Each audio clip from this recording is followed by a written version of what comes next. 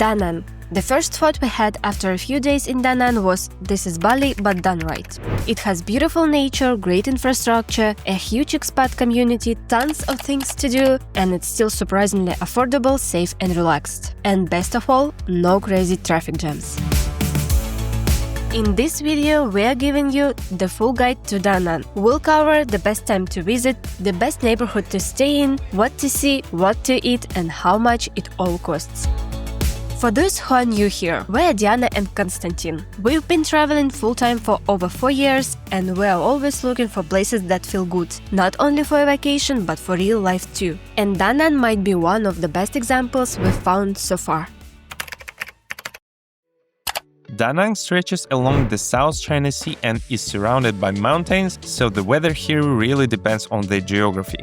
If you come at the wrong time of year, you might end up seriously disappointed. Like in most of Southeast Asia, the climate here is ruled by moussons. So, basically, there are two main seasons, dry and wet. The dry season runs from December to August. This is when you get more sunshine, warm weather and better beach conditions. Then, from September to December, the rain season begins. That's when you get long days of rain, heavy humidity, sometimes even typhoons. If you want the best time to visit, so it's usually from February to May. It is dry, it is not too hot, and a good time to explore the city and the area around it. June to August is still an option, but you have to be ready for intense heat, up to 38 degrees, and sauna-like humidity. Ironically, we came here in February, expecting sunshine, but instead got gloomy skies and unseasonal rain. Climate change is real, guys. So just remember, Danang is amazing, but only if your time is right.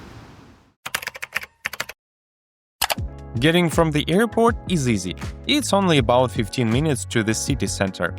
And there is no need to buy a SIM card right at the airport, they are usually overpriced anyway. You can just use the airport Wi-Fi to order a Grab, the taxi, and buy a SIM card later in the city, at an electronic store where you will usually have a few operators to choose from. We went with Mobifone, and it cost us around 135,000 dong a month, which is roughly $5.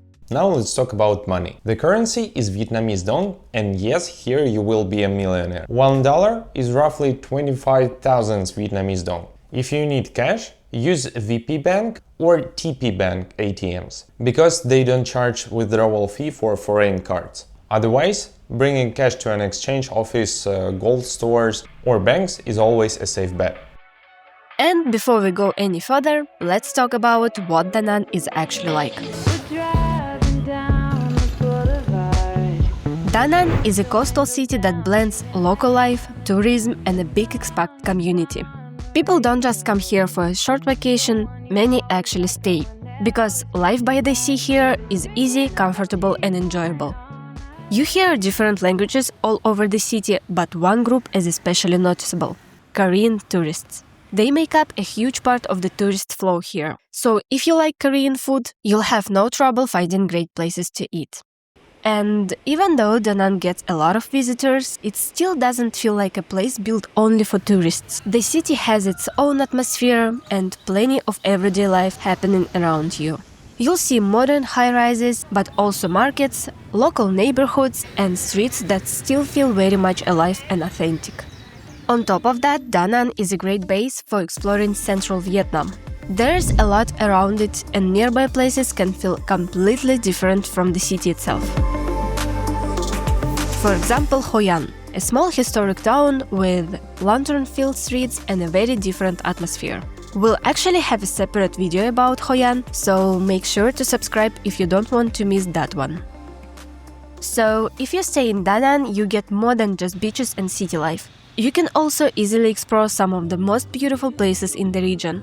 At relatively affordable prices, a friendly atmosphere and good weather in season. And it's easy to understand why so many people choose Danang not just for a trip but for a longer stay. Danang is a huge city divided by the Han River. On the west side you have the older, more traditional part of the city. It feels more local, there are fewer tourists and you'll find more markets and everyday street life. It's also usually cheaper, but you're further from the beach. On the east side, most tourists and expats stay. If being near the ocean matters to you, this site is definitely more convenient. That's where you'll find most of the hotels, modern apartments, and international restaurants. Finding a place to stay here is pretty easy. For short stays, you can use Booking or Airbnb, but if you're planning to stay longer, you can also check Facebook Marketplace and local expat chats, because a lot of good options get shared there. But before you book anything, there are two things to keep in mind. First, noise. Vietnam is loud. Construction, karaoke, traffic, it's all part of daily life here. So if you're a light sleeper, always check reviews for noise complaints. Second, parking. Petty theft does happen here. So if you're renting a scooter, make sure your place have a secure parking. Ideally, something locked at night.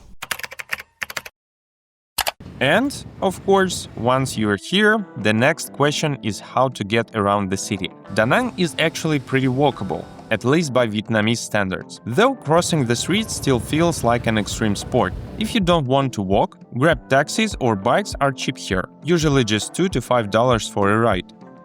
We ended up renting a scooter, because we're staying here long term. But honestly, traffic in Danang is chaotic. It doesn't feel like Thailand or Bali. People drive the wrong way, ignore red lights, and sometimes even ride on the sidewalks. So, unless you have an international motorcycle license and real driving experience, renting a scooter here is not probably the best idea. Otherwise, it's just easier and less much stressful to just use Grab.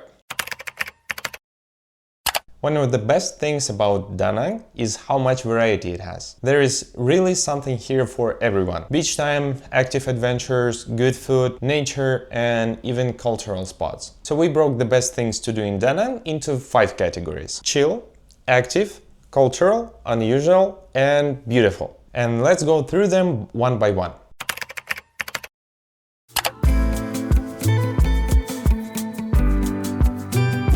If all you want is to relax and not to rush anywhere, Danang is a great place for that. The beaches here are long, wide and sandy, and the sea is warm. You can just rent a sunbath, order a coconut or some drink, and just enjoy doing absolutely nothing.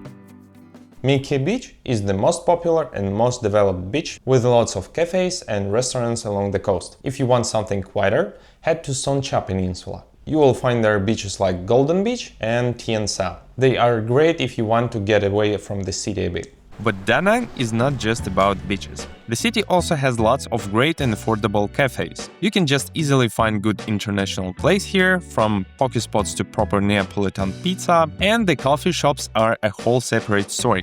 Vietnam really seems to have a talent for turning cafés into photo spots. There are so many stylish places with beautiful interiors. We'll share our favorite ones in our Patreon, along with all the Google Maps locations from this video. The link is already in the description.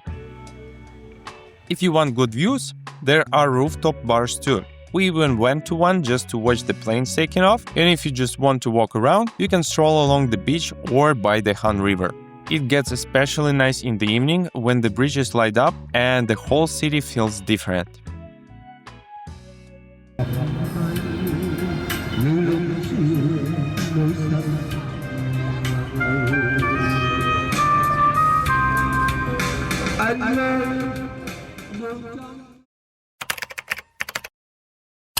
If lying on the beach all day isn't really your thing, Danang has plenty of active options too. You can surf, snorkel, dive, ride a jet ski or even go paragliding. Also, you can go off-roading, join a jeep or enduro tour, cycling tour, or even do yoga on the beach. And if you're traveling with kids, there's also an amusement park and water park nearby.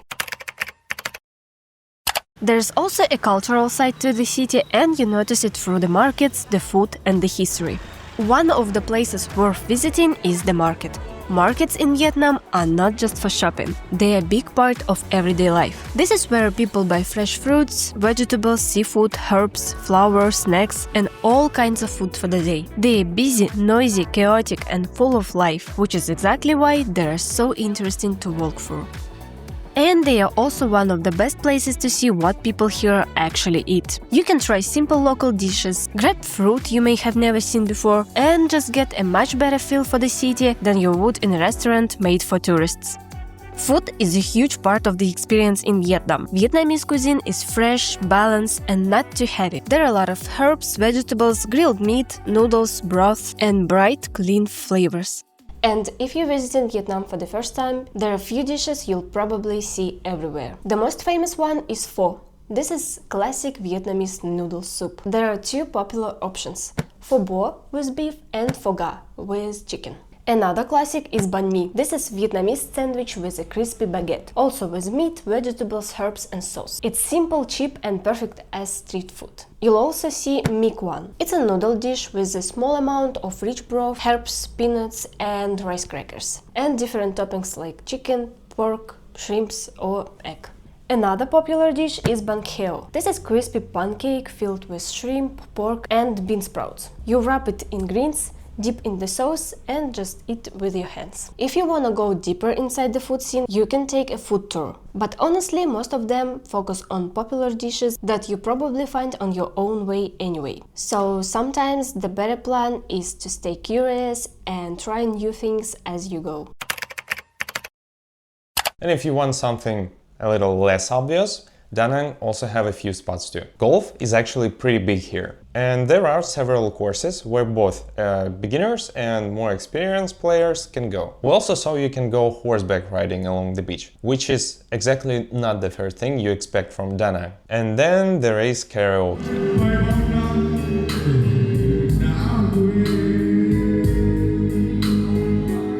We came here right after Lunar New Year, and the first thing our host said was, "Sorry about the karaoke, it's just a part of the culture." And she was right.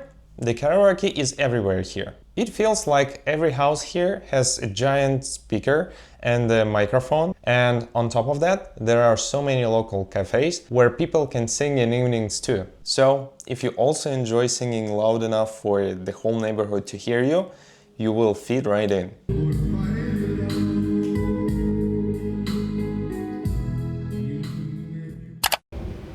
And one more unusual place we found here is this unfinished Buddha statue hidden in the mountains. It is huge, dramatic and still not finished. Work has apparently been going for years, but right now that only makes this place feel even stranger and more interesting. There are almost no tourists here yet, so it still feels like one of those places not many people know about, and the views from up there are incredible. Let's start with one of the most famous landmarks in Danang, Dragon Bridge. This bridge opened in 2013 and quickly became one of the city's main symbols. It stretches across the Han River and is shaped like a dragon, which in Vietnamese culture is a symbol of luck and power. But what makes it especially memorable is the weekend show. On Friday, Saturday and Sunday evening, the dragon actually breathes fire and sprays water. The best way to experience it is to watch it up close, right from the bridge, because it feels much more dramatic that way. Just be careful, because once the water starts, people standing nearby usually get soaked. Not far from the Dragon Bridge, there is Love Bridge, where couples come to leave padlocks and make wishes. It's a nice spot for a walk, especially in the evening. And right nearby you'll also find Danang Pink Church. It's one of the most photogenic buildings in the city, built in a Gothic style during the French colonial period. If you want something that feels more local and atmospheric, you can head to Man Thai Fishing Village. It's a good place to see traditional coastal life, rows of fishing boats, and less polished side of Danang. It's also great for photos, although, yes, the smell of fresh fish is very much part of the experience.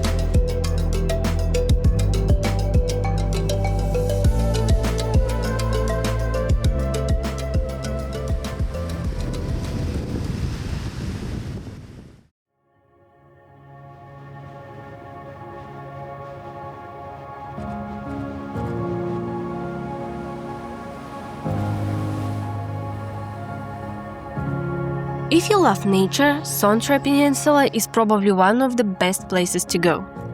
It's a huge green area just outside the city, with jungle roads, viewpoints, beaches, temples, and a much quieter, wilder atmosphere. We also heard about a beautiful hidden beach called My Khe, deep inside the peninsula. Normally, you can get it by scooter using the road. But when we were there, it was closed because of landslides. So we decided to try reaching it on foot instead, walking along the coast.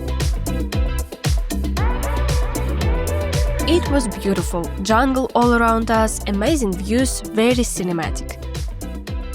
But it was also insanely hot, and we only got about a third of the way before turning back.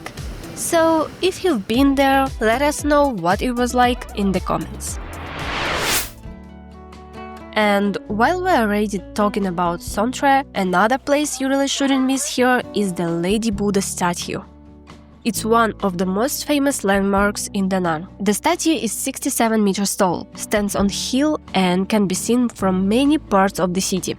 People say it protects fishermen and brings good luck. And the views from up there are incredible too. Right next to it is Linh Ung Pagoda, one of the most important Buddhist sites in the area. There are beautiful statues, gardens and ponds. The whole place feels very calm, and even if you are not into temples, it's still worth coming here just for the atmosphere. Son Tra is not only about viewpoints and temples. If you're lucky, you might also spot wildlife here. One of the most famous animals on the peninsula is the duck langur, a rare monkey with really striking colors. We almost saw them ourselves. And even if you don't get that lucky, there are still plenty of grey monkeys around, and they are very cute too.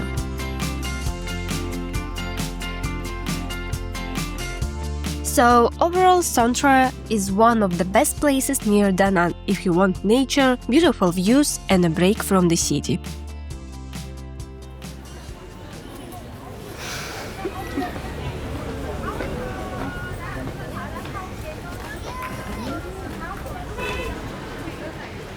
Another amazing place near Danang is the Marble Mountains. It's a group of 5 marble and limestone hills, and the most popular one is the Tuison. That's where you'll find temples, pagodas, caves, and panoramic viewpoints overlooking the city. But there was one cave in particular we really wanted to see. Huyen Hong Cave is considered the most beautiful cave in the whole complex. Sunlight comes through openings in the ceilings and fills the space with this soft golden light. And when that mixed with the smoke from the incense, the whole place feels calm, magical, and almost unreal. Just keep your eyes open. We literally ran into a massive snake near one of the cave entrances, which definitely made us second guess going inside. You can't visit Danang without going to Sun World Bunny Hills. We booked a private transfer for around $23 round trip, hoping to arrive early and leave late to avoid the massive tour groups. And as for the park tickets, they cost about $1 million per person. Bunny Hills is a huge theme park and entertainment complex built high up in the mountains near Danang. But the experience is designed in a way that it opens up little by little. First, you take a cable car up to the Golden Bridge, the famous one held up by giant stone heads. Then you take another cable car and it feels like you are on your way to a fairy tale.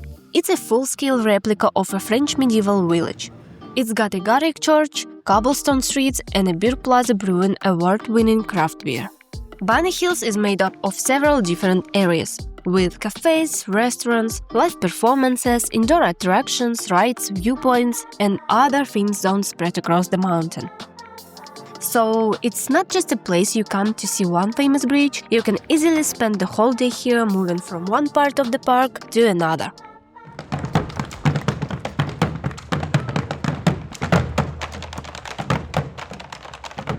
By around 5 p.m., the tour groups had already started to leave, and the place became noticeably quieter.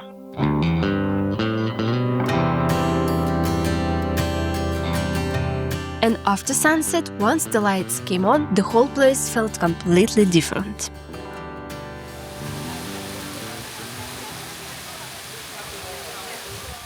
Overall, Bunny Hills was absolutely worth it. We've been to Disneyland and Universal Studios, so we do have something to compare it to. And this place still genuinely impressed us. It's fun, weird, beautiful, and much bigger than we expected. It has something for everyone: thrill seekers, kids, and people who just want to drink coffee in a French village or hide from the heat in the underground spa. So if you're in Danang and wondering whether it's worth the time and money, we'd say yes, definitely go.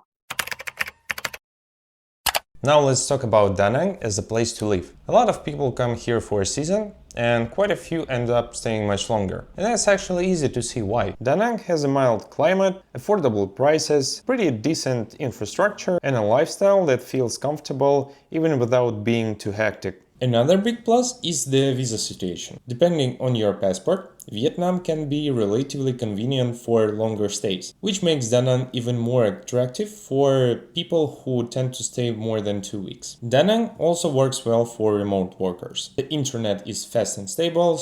There are a lot of co-working places or coffee shops where you can work from, and the time zone is surprisingly convenient if you work, for example, for Europe time zone or Asian time zone. It feels like you still have a part of the day for your own needs, and the work doesn't have to take over your whole routine. One thing that seems a bit more mixed is healthcare. Luckily, we didn't need medical help while we were there, but from what we've heard, opinions are really varied. Some people are happy how affordable is it. Some people have complaints on quality of the services. So it seems to depend a lot on the specific clinic or a doctor. And of course, one of the biggest questions is money. A lot of people say Danang is cheap, but what does that actually mean in real life? As we mentioned earlier, housing here can vary a lot, depending on the area, the building, how close to the beach you are, and etc. But overall, it is possible here to live comfortably without spending a fortune. Short-term hotels usually cost somewhere between $10 and $50 a night. If you are staying longer, apartments often start at $250 a month and go up depending on the area and the level of comfort you want. A local meal can easily cost just $2 to $3. But if you want something more international-like, be ready to spend like $5 to $10 a meal.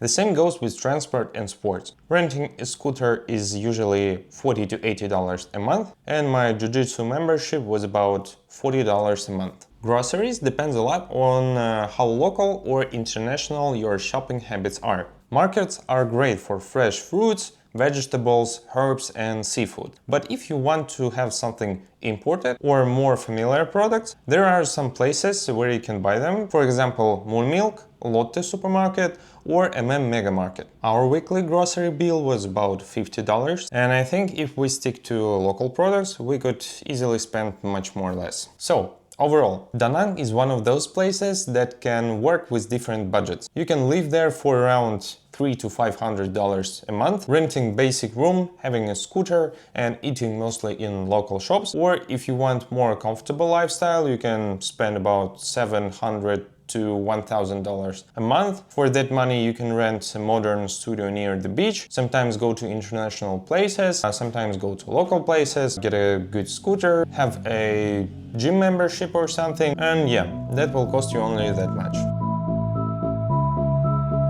And that's our Danang video. Before coming here, we thought Danang might feel too polished, too comfortable, maybe even a bit too far from what we imagine as the real Vietnam. And the nicest surprise was that it didn't feel that way at all. When we travel, it's important for us to still see real everyday life and feel the culture around us. And that's what makes Danang so interesting.